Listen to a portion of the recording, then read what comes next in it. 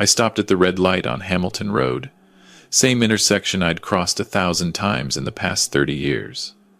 My foot pressed the brake pedal. Nothing happened. I pressed harder. Still nothing. The pedal went straight to the floor like I was pushing through butter. The light was red. Traffic was moving across the intersection. My truck was not stopping. I yanked the emergency brake. The truck shuddered, slowed slightly, but kept rolling. My heart hammered against my ribs.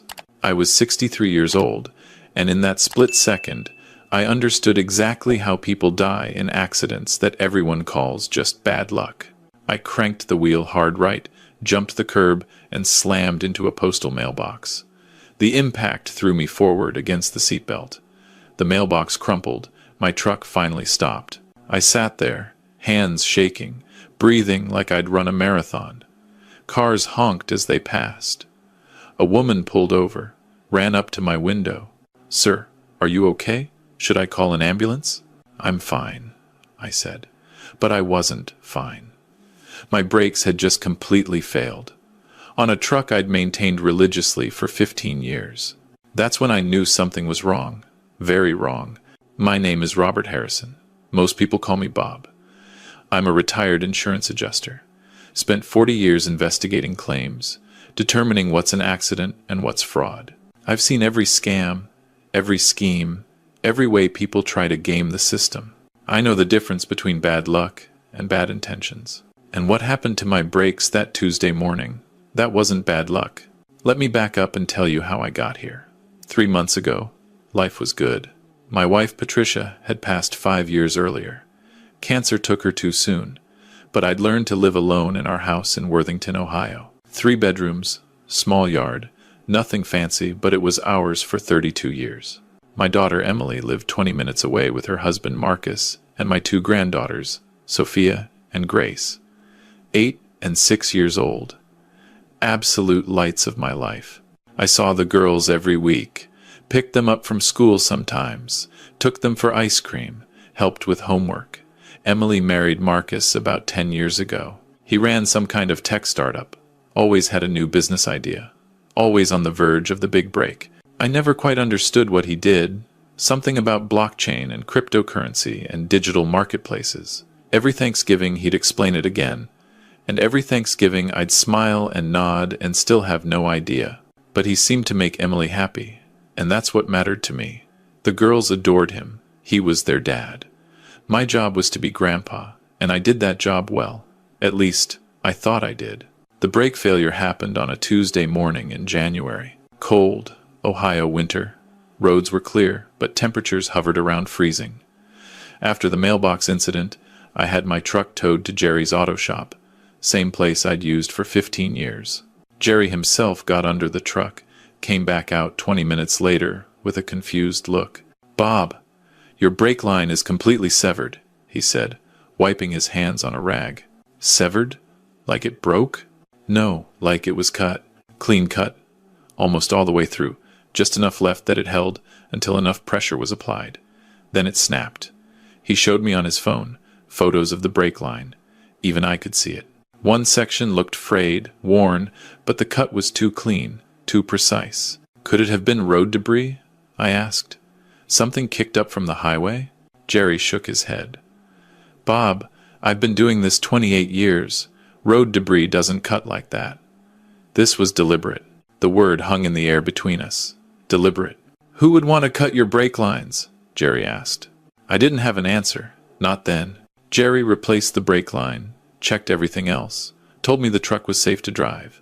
I paid him, drove home carefully, mind racing the whole way. Who had access to my truck? It sat in my driveway every night. Anyone could walk up to it. But who would want to hurt me? I was a retired insurance adjuster living alone in suburban Ohio. I didn't have enemies. I didn't have drama. I lived a quiet life. That night, I couldn't sleep. I lay in bed, staring at the ceiling, running through possibilities. Random vandalism? Unlikely. Wrong target? Maybe someone thought I was someone else? That didn't feel right either. Then I remembered something.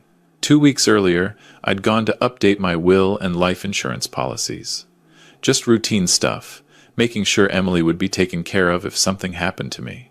My insurance agent, Sandra, had suggested increasing my life insurance policy. "You're in good health, Bob. Rates are good right now. Why not bump it up?" I'd agreed. Increased it from 200,000 to 500,000. Emily was the sole beneficiary. She'd inherit everything: the house, the life insurance, my retirement accounts, about $900,000 total. Not a fortune, but enough to make someone comfortable. Could that be connected? I shook my head in the dark. That was paranoid thinking. Nobody knew about the policy increase except me, Sandra, and Emily. I'd mentioned it to Emily over coffee one afternoon, just letting her know she'd be taken care of. She'd hugged me, told me not to talk like that, told me I'd live to be 100. Marcus had been there too, working on his laptop at their kitchen table. He'd looked up briefly, nodded, went back to his screen. I pushed the thought away. I was being ridiculous. The brake line was probably just wear and tear, and Jerry was being overcautious. Except Jerry had been very clear. It was cut. I got up, went downstairs, made chamomile tea. Patricia used to make it for me when I couldn't sleep. The house felt too quiet. I turned on the TV, found some late-night talk show. Let the noise fill the silence. The next day was Wednesday. I decided to stop being paranoid and live my life. I went to the grocery store, picked up the girls from school, took them to the library. Normal grandfather stuff. We read books about dinosaurs. Sophia was obsessed with velociraptors. Grace preferred the plant-eating ones, said they were nicer. "Grandpa, can we have a sleepover this weekend?" Sophia asked. "Of course, sweetheart. I'll make pancakes. With chocolate chips? Is there any other kind?" Emily picked them up at 5. She looked tired. I asked if everything was okay. "Just work stress," she said. "And Marcus has been frustrated. The latest business venture isn't going well. He's under a lot of pressure. Do you need anything? I can help if money's tight."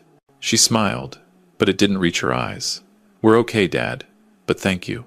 After they left, I made dinner, watched the evening news, went to bed early. Around 2 in the morning, I woke up to a sound, a subtle hissing.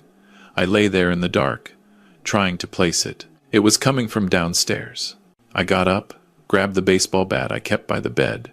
Patricia always said I was paranoid, but I'd investigated enough home invasions to know better, and crept downstairs. The sound was coming from the kitchen. I flipped on the light. Nothing. Kitchen was empty. But the hissing continued. I followed the sound to the stove. The gas stove. One of the burner knobs was turned on, just slightly. Not enough to ignite, just enough to leak gas. My blood ran cold. I turned it off, opened all the windows, went outside into the January cold in my pajamas, and let the house air out for 30 minutes. My hands shook as I stood on the front lawn. 2 incidents in 2 days. Brake lines cut. Gas leak in the middle of the night. This wasn't coincidence. When I went back inside, I checked the stove carefully. The knob had been turned, deliberately. Not loose, not bumped. Someone had turned it on. But who? I lived alone. I locked my doors at night. Unless someone had a key. I checked the locks. Back door, still locked from the inside. Front door, same. All windows, secure. No signs of forced entry, which meant someone with a key had come in while I was sleeping, turned on the gas, and left. I only gave spare keys to 3 people. My neighbor, Mrs. Chen, in case of emergencies. She was 78 and barely left her house. Jerry, from the auto shop, for when my truck needed service. And Emily had a key, which meant Marcus had access to a key. I sat at my kitchen table at 3 in the morning, hands wrapped around a mug of coffee I didn't drink, and let myself think the unthinkable. My son-in-law might be trying to kill me. It sounds insane when I say it out loud. Who would believe that? A respected businessman, father of 2, married to my daughter, would try to murder his father-in-law? For what? Insurance money? But I'd investigated insurance fraud for 40 years. I knew the patterns. I knew how people think, especially people desperate for money. And Marcus was desperate. I'd seen the signs, the way he tensed when Emily mentioned bills, the way he snapped at the girls over small things, the way he worked later and later, always stressed, always on the phone with investors or partners or whoever. His latest startup was failing. I didn't know the details, but I could read the signs. He needed money, and he needed it fast. And I'd just increased my life insurance to $500,000. Emily would inherit everything. Emily and Marcus shared accounts, community property. If I died, they'd split nearly $1 million. Enough to save a failing business. Enough to solve all his problems. If he could make it look like an accident, I didn't sleep that night. I sat in my kitchen, the baseball bat on the table in front of me, and tried to convince myself I was wrong. This was my son-in-law, the man my daughter loved, the father of my grandchildren. I'd watched Sophia take her first steps.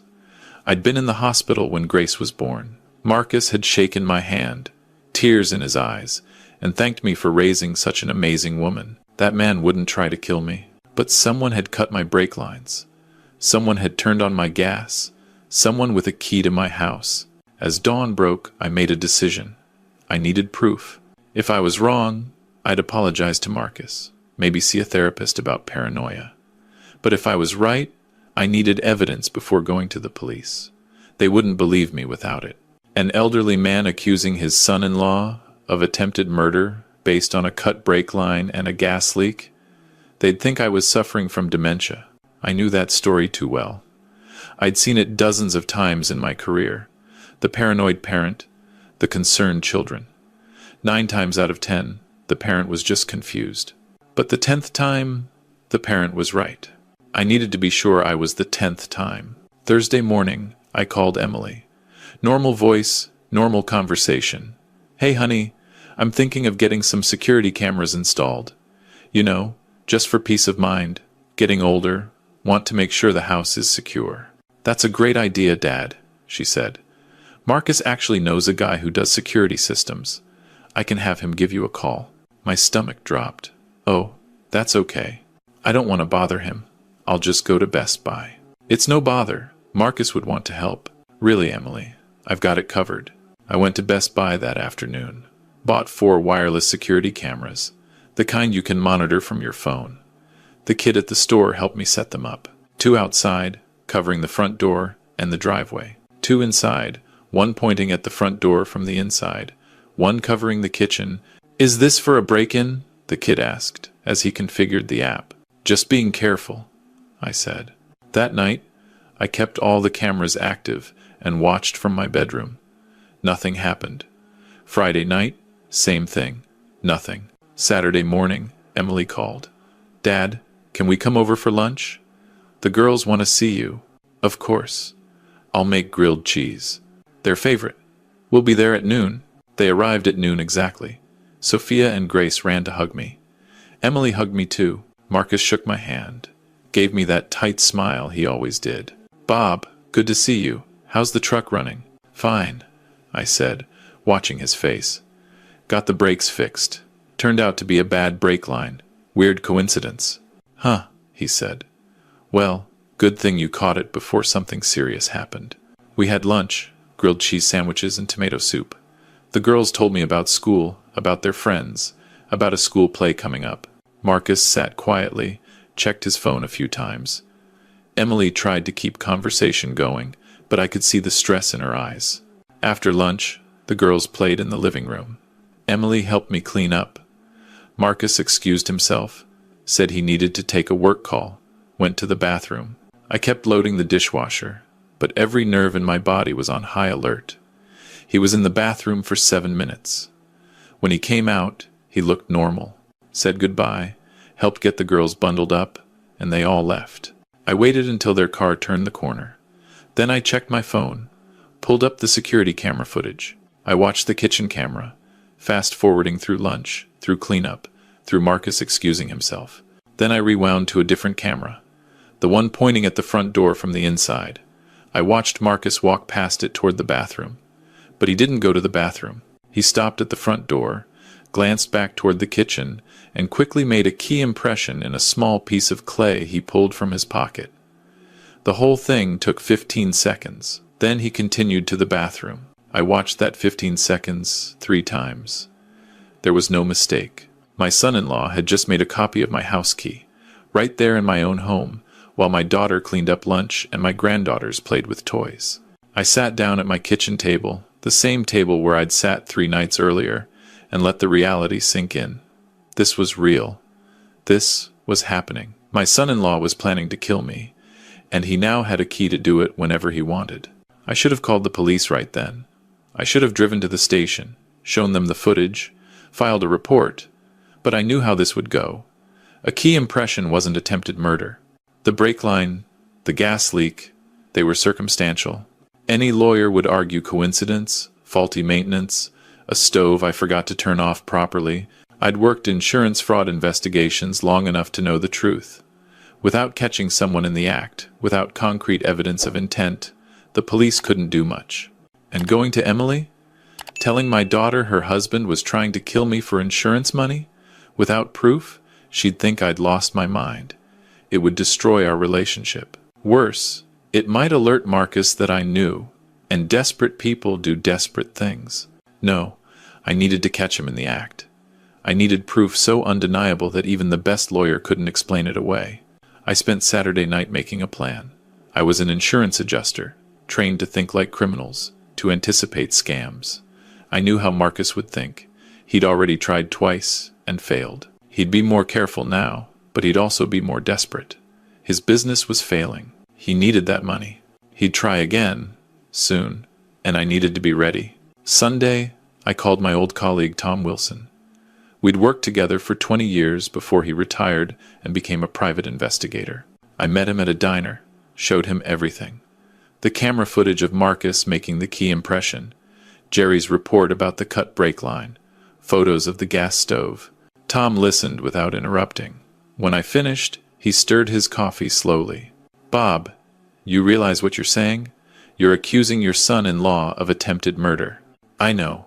And you understand that if you're wrong, you'll destroy your relationship with your daughter? Your grandkids?" "I know that too. But Tom, look at the evidence. What would you conclude?" Tom looked at the footage again, sighed. "I'd conclude you're probably right. The question is, what are you going to do about it?" "I need to catch him, get him on camera trying something. Then the police have to listen." "That's dangerous, Bob. You're talking about using yourself as bait. What choice do I have?" Tom thought for a long moment. "Okay, here's what we do. I'll set up better cameras, hidden ones he won't spot. I'll also put trackers on your medications, anything he might tamper with. And I'm going to wire your house for audio. If he comes in, we'll have everything recorded."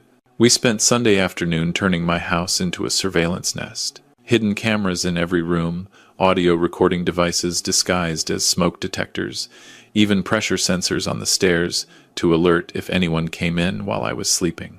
"If he shows up at night, you'll get an alert on your phone," Tom explained. "But Bob, if that happens, you call me immediately. And you call 911. Don't try to confront him yourself." "Agreed." "I mean it. You're 63. He's 38 and desperate. Don't be a hero." Monday passed. Nothing. Tuesday, nothing. I went about my normal routine. Grocery shopping, morning walks, reading at the library. Every night I checked the footage.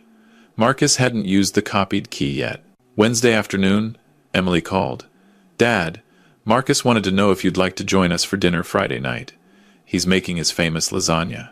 My throat tightened. "That sounds great, honey. 7 o'clock? I'll be there." After I hung up, I sat there, thinking, why would Marcus invite me to dinner? Was he planning something at his house? Or was this about looking normal, maintaining the appearance of a loving family? Or was it a distraction? Get me out of my house for the evening, then come back later? Friday, I went to their house at 7. Sophia and Grace greeted me at the door, bouncing with excitement. Emily hugged me. Marcus shook my hand, same tight smile. "Bob, good to see you. Hope you're hungry." Dinner was pleasant. The lasagna was actually good. Marcus seemed relaxed, almost cheerful. He talked about a new business opportunity, how things were finally turning around. Emily looked relieved. The girls told me about their upcoming school play. I stayed until 9, helped clean up, hugged everyone goodbye. As I drove home, something felt off. Marcus had been too relaxed, too cheerful, like he knew something I didn't. I pulled into my driveway at 9:30. The house looked normal. I unlocked the front door, stepped inside, reached for the light switch, and that's when I felt it. The top step of my stairs, the one right past the front door, shifted under my foot. I grabbed the railing instinctively.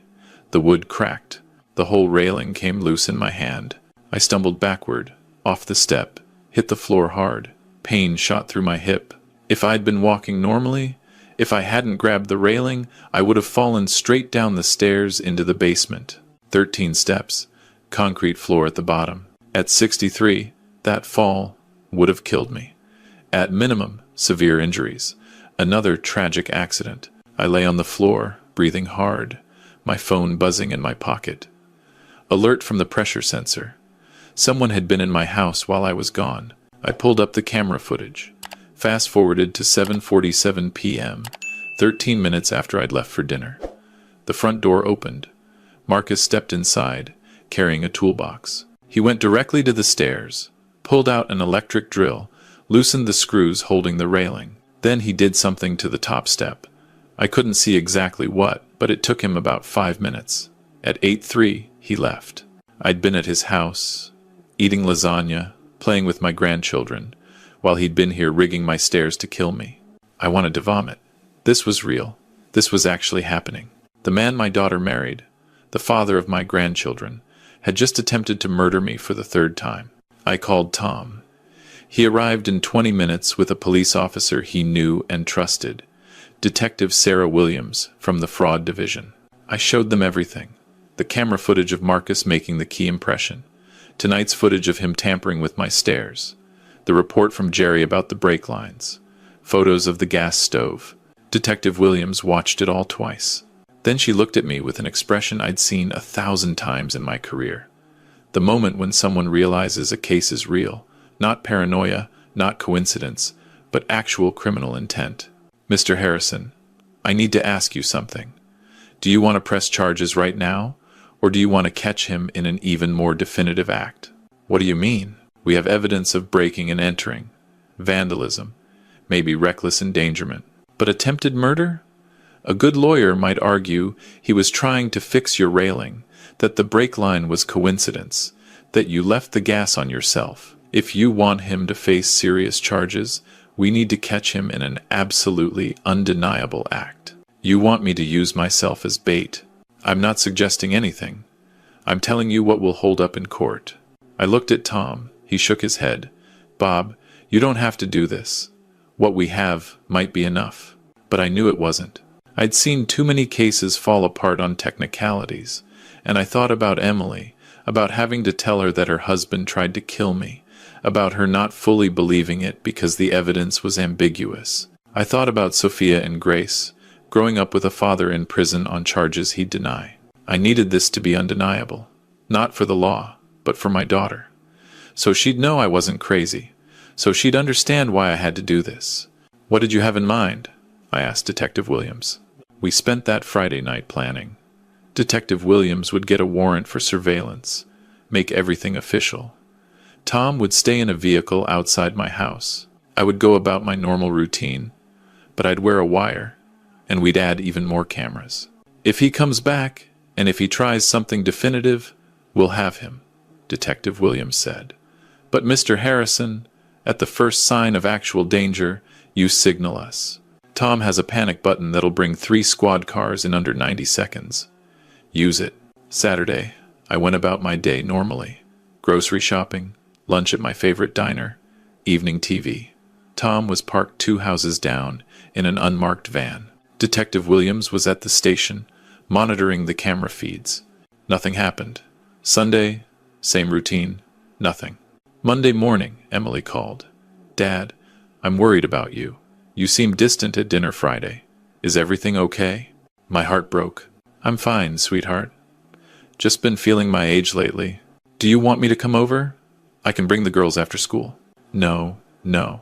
I'm actually thinking about taking a few days off, maybe drive up to Lake Erie, get some fresh air, clear my head. That sounds nice. You deserve a break. After I hung up, I called Tom. He's going to move soon. I just told Emily I'm going away for a few days. If Marcus is monitoring my routine, he'll know I'm supposedly leaving town. Good thinking. Makes you vulnerable. That evening, I made a show of packing a bag, loading it into my truck, driving away. I went to a hotel 10 minutes away, checked in, then snuck out the back, and Tom picked me up. We returned to his van, parked near my house. Now we wait, Tom said. We waited Monday night. Nothing. Tuesday morning, I went back to the hotel, made sure the staff saw me at breakfast, then snuck back to Tom's van. Tuesday evening, 8:15 p.m., my phone buzzed. Motion sensor. Front door. I pulled up the camera feed. Marcus had entered using the copied key. He wore gloves, carried a backpack. He walked through the house, checking rooms, making sure I wasn't home. Then he went to the kitchen. He pulled something from the backpack. A small device, black plastic, about the size of a deck of cards. He opened my electrical panel in the kitchen, the one that controlled the circuits for the house. He connected the device to something inside. I couldn't see exactly what. Then he did something with his phone, tapping the screen several times. Testing something. What is that? I whispered to Tom. Tom was recording everything on 3 different devices. I don't know, but nothing good. Marcus finished, closed the electrical panel, looked around one more time, and left. Total time in the house, 11 minutes. Tom called Detective Williams immediately. We have him on camera, but we don't know what device he installed. Bob can't go back in until we know it's safe. Detective Williams arrived 30 minutes later with 2 officers and a bomb tech. Yes, a bomb tech. Because we had no idea what Marcus had installed in my electrical panel. The bomb tech went in first, cautiously. We waited outside in the cold November night. After 20 minutes, he came back out. It's not explosive, he said, but it's definitely dangerous. It's a remote electrical switch connected to your main breaker. Someone with the right phone app can trip your entire electrical system remotely. Kill all power to the house. Why would he want to do that? I asked. Detective Williams understood before I did. You have an electric furnace, don't you, Bob? I nodded. It's November. Temperatures at night are dropping below freezing. If he cuts your power while you're sleeping, your furnace stops working. House gets cold fast. You're 63, sleeping in a cold house, possibly with the beginnings of hypothermia. In the morning, they find you dead of natural causes. Heart attack, stroke, hypothermia. Elderly man forgot to pay his electric bill, or the breaker tripped, or any number of innocent explanations. The reality hit me like a physical blow. This wasn't a crime of passion. This was calculated. This was patient. Marcus had tried 3 times, failed each time, and now he'd found a method that would look completely natural. No brake lines, no gas leaks, no tampered stairs. Just a sad story about an elderly man who died in his sleep when his heat failed. We have him, Detective Williams said quietly. That device, the installation, the intent, this is attempted murder, premeditated. We have everything we need. Then let's finish this, I said. The plan was simple. I'd go back to the hotel, make sure Marcus knew I was back in town. Wednesday evening, I'd return home, go to sleep. Tom and Detective Williams would be watching remotely. If Marcus triggered the device, they'd have him for attempted murder. They'd arrest him before the house got dangerously cold. Wednesday, I called Emily. Hey, honey, I'm back from my trip, feeling much better. That's great, Dad. Do you want to come for dinner this weekend? I'd love that. That evening, I went home. Tom and 3 officers were stationed around the block. Detective Williams was in the van with Tom, monitoring everything. I turned on lights, made dinner, watched TV. At 10 p.m., I went upstairs, got ready for bed. I lay there in the dark, wearing the wire, waiting. The panic button was on my nightstand. Part of me hoped Marcus wouldn't do it, hoped I was wrong about all of this, hoped my son-in-law wasn't actually trying to kill me. At 11:47 p.m., my phone buzzed. Alert from the electrical monitoring system the bomb tech had installed. Someone had remotely activated the device. My furnace shut off. The temperature in the house began to drop. I didn't move. I had to let it play out. Had to let Marcus believe it was working. My phone buzzed again. Text from Tom. We see it. Stay calm. Officers are moving into position at Marcus's house. We'll arrest him within 10 minutes. I lay there in the growing cold, listening to my house creak and settle. I thought about Emily, about how I was going to tell her, about Sophia and Grace, about Thanksgiving dinners and birthday parties, and all the family moments that would never be the same. At 11:53 p.m., 6 minutes after Marcus triggered the device, my phone lit up with a call. Emily. My hand hovered over the phone. If I answered, I'd ruin the timing. But it was Emily. I answered. Dad? Her voice was panicked, crying. Dad, I need to tell you something. Marcus just left the house. He said he had to check on a client. But Dad, I went through his laptop. I found plans, notes about your life insurance, about accidents. Dad, I think Marcus is trying to hurt you. Dad, please tell me you're okay. Please. Emily, breathe. I'm okay. I'm safe. Where are you? I'm coming to get you. Stay there, honey. The police are on their way to your house right now. Marcus is about to be arrested. Silence. Then, you knew? Yes. I'm sorry. I had to get proof. She was sobbing now. Oh my God. Oh my God. The girls are sleeping upstairs. He's been all this time. Oh my God. Emily, listen to me. I need you to stay calm. Let the police handle this. Keep the girls in their rooms. I'm coming over right now. I hung up, called Tom. Change of plans. Emily knows. I'm going to her house. Tom started to argue, then stopped. Okay. I'll meet you there.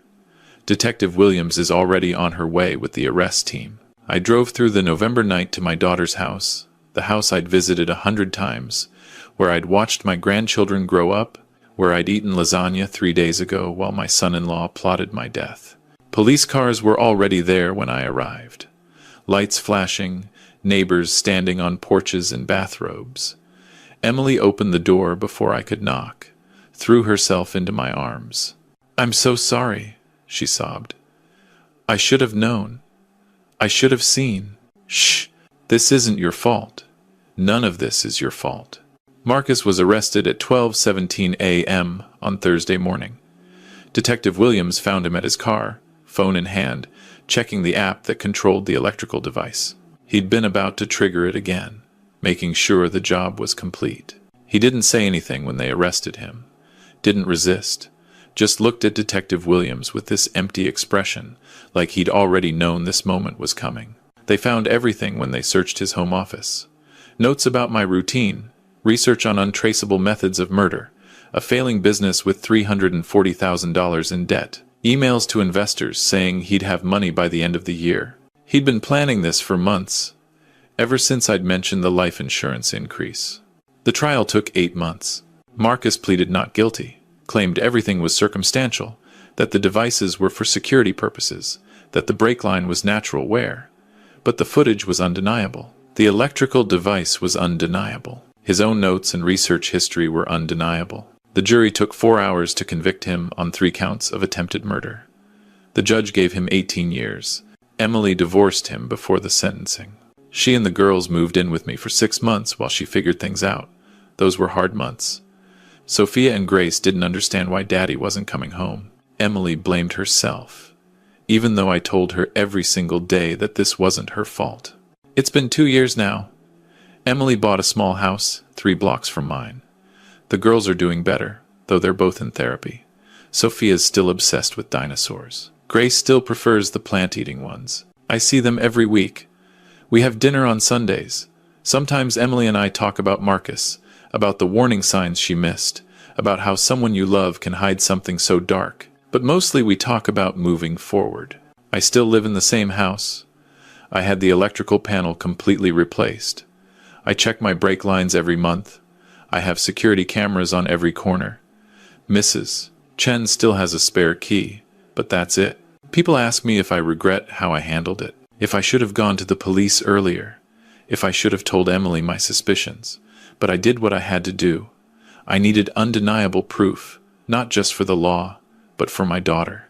So she would know, without question, that I hadn't imagined it, that her father wasn't paranoid, that the man she married had truly tried to kill me. Where are you watching this from? And what time is it there right now? I'm curious to know how far this story has traveled. Comment below and let me know. Here's what I learned from all this. Trust your instincts. When something feels wrong, it probably is. I spent 40 years investigating fraud, and even I tried to talk myself out of believing what I was seeing. We want to believe the best in people, especially family. But sometimes the people closest to us are capable of things we never imagine. If you're in a situation where you suspect someone is trying to hurt you, don't ignore it. Don't rationalize it. Document everything. Get help. Talk to someone you trust. I was lucky. I had training, resources, and time to build a case. Not everyone does. And if you're elderly, or if you have elderly parents, pay attention to the small things. Unusual accidents, changes in behavior, financial irregularities. Elder abuse is more common than anyone wants to admit, and it's not always strangers. Sometimes it's the people who are supposed to love you most. Marcus is in prison now. He'll be there for a long time. Part of me feels sorry for him.